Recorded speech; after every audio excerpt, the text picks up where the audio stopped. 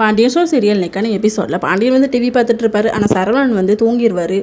அப்போ நம்ம கோமதியும் வருவாங்க. டிவி பார்க்குறியா அப்படின்னு சொல்லி கேட்டால் இல்லை வேணாம் எனக்கு வேலை இருக்குது நான் போகிறேன் அப்படின்னு சொல்லி தூங்க போயிடுறாங்க.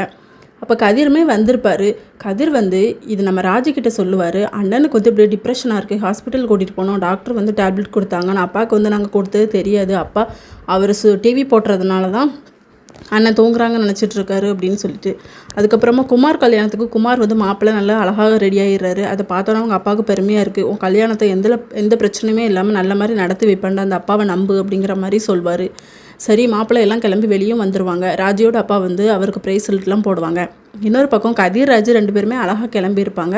கதிர் வந்து அவங்க ஒய்ஃபுக்கு வந்து பூ வச்சு போட்டுலாம் வச்சுட்டு அழகாக இருக்குது அப்படின்னு சொல்லி வெளியே வந்திருப்பாங்களா.